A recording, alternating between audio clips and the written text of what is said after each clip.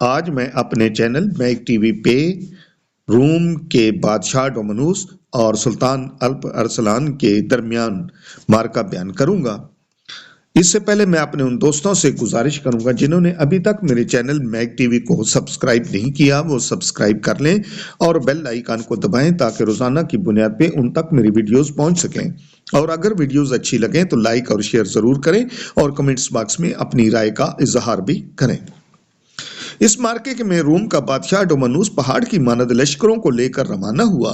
ان لشکروں میں روم، روس، برطانیہ اور کئی دوسرے ملکوں کے سپاہی شریک تھے۔ ڈومنوس کی جنگی تیاریاں بھی خوب تھیں۔ اس لشکر میں 35 بطریق بھی شریک تھے اور ہر بطریق کے ساتھ 2 لاکھ گھوڑ سوار تھے۔ 35,000 فرنگی اور 15,000 دوسرے جنگجو جو اس کے علاوہ تھے جو قسطنطنیہ سے تعلق رکھتے تھے۔ اس کے علاوہ 1 لاکھ نقاب یعنی نقب لگانے والے، 1 لاکھ کھدائی کرنے والے، 1,000 روز جاری، 400 بیل گاڑیوں جن پر فوجوں کی وردیاں، اسلحہ، گھوڑوں کی زینے، منجنیقیں، قلعہ شکن آلات لدے ہوئے تھے۔ ان منجنیقوں میں ایک منجنیق ایسی بھی تھی جس کو 1,200 آدمی چلاتے تھے۔ ڈومنوس یہ سب لاؤ لشکر لے کر اسلام اور اہل اسلام کو مٹانے کا مقصد لے کر آگے بڑھا تھا۔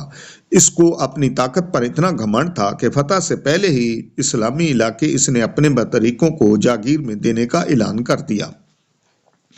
حتیٰ کہ بغداد بھی ایک بطریق کے نام کر دیا۔ ان کا پروگرام یہ تھا کہ جب عراق اور خراسان کے علاقے فتح ہو جائیں گے تو وہ یکبارگی حملہ کر کے شام کے علاقے مسلمانوں سے واپس لے لیں گے۔ وہ یہ سوچ رہے تھے اور تقدیر ہنس رہی تھی۔ سلطان الپ ارسلان اور رومی فوجوں کا آمنا سامنا الزاوا کے مکان پر بدھ کے روز ہوا۔ ذی قعدہ کے مہینے کے ابھی 5 دن باقی تھے۔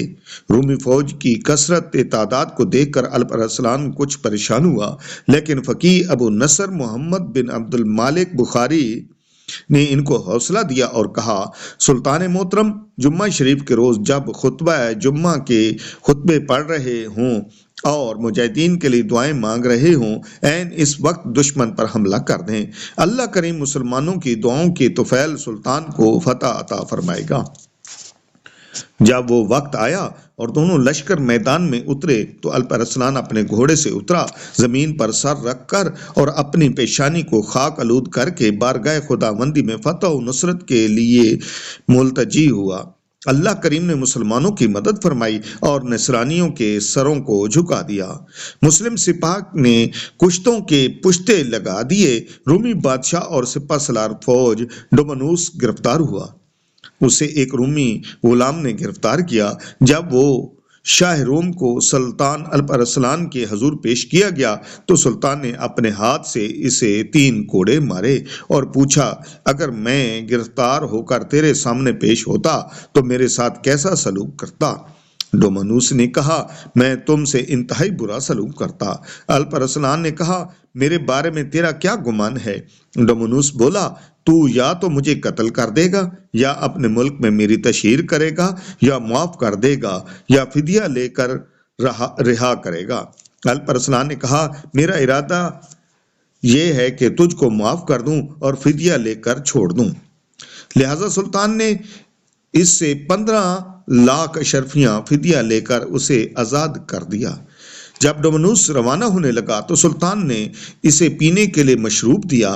وہ سلطان کے اس نیک سلوک سے بہت متاثر ہوا، زمین بوس ہوا، تعظیم بجا لایا۔ سلطان نے ازرہ عنایت 10,000 دینار فدیہ سے چھوڑ دیے تاکہ وہ ان سے زاد راہ خرید سکے۔ خود اس کی پیشوائی کے لیے دور تک چلا، گرفتار شدہ بطریقوں کی ایک جماعت کو آزاد کر کے بادشاہ کے ساتھ روانہ کر دیا تاکہ وہ تنہا سفر نہ کرے۔ ان تمام نوازشات کے علاوہ اپنی طرف سے ایک محافظ دستہ بھی ان کے ساتھ کر دیا تاکہ کوئی گزند نہ پہنچائے۔ اس محافظ دستے کے پاس ایک جھنڈا تھا جس پر کلمہ طیبہ لا الہ الا اللہ محمد الرسول اللہ لکھا ہوا تھا۔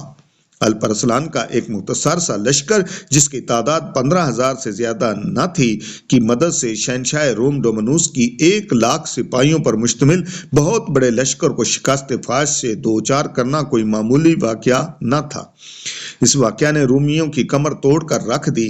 ایشیائے کوچک کے اکثر علاقوں میں رومی شہنشائیت کی چولیں ہل گئیں۔ یہی وہ علاقے تھے جو رومی شہنشائیت کے ستون اور بنیادیں خیال کیے جاتے تھے۔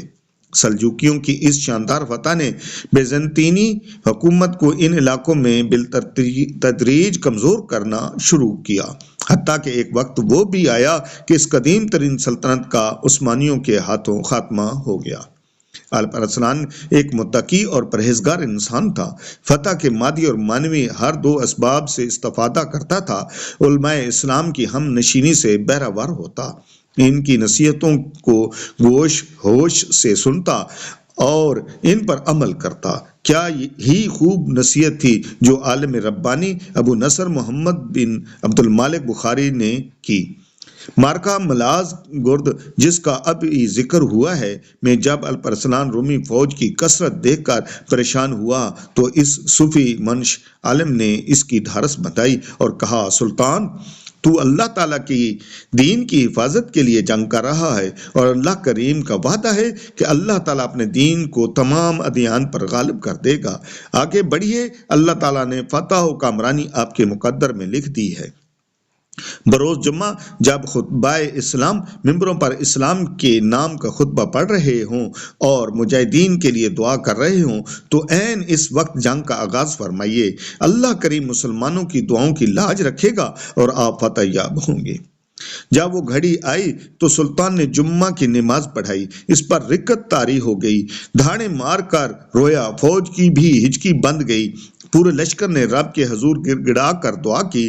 جب سلطان نماز سے فارغ ہوا تو فوج سے مخاطب ہوا، جو واپس جانا چاہتا ہے واپس چلا جائے، میری طرف سے تمہیں اجازت ہے، میں نہ تمہیں روکتا ہوں اور نہ حکم دیتا ہوں کہ واپس جاؤ، تمہیں اختیار دیتا ہوں، لیکن میں اس رومی سپاہ سے تنہا بھی لڑوں گا۔ یہ کہہ کر تیر اور کمان پھینک دی، اپنے ہاتھ سے اپنے گھوڑے کی دم باندھی، جنگی سامان زیب تن کیا، تلوار بے نیام کی اور ایک سرد بھر کر بولا، اگر میں میدان جہاد میں قتل ہو جاؤں تو یہی جنگی لباس میرا کفن ہوگا۔ اللہ اکبر! واقعی ہی ایسے ہی لوگوں پر اللہ کی رحمت کا نزول ہوتا ہے۔ اسلام کا یہ بطل جلیل اور عظیم سپہ سالار ایک باغی کے ہاتھوں شہید ہوا۔ اس باغی کا نام یوسف خارزمی تھا۔ آپ کا سن وصال 10 ربیع الاول 465 ہجری بمطابق 1072 عیسوی ہے۔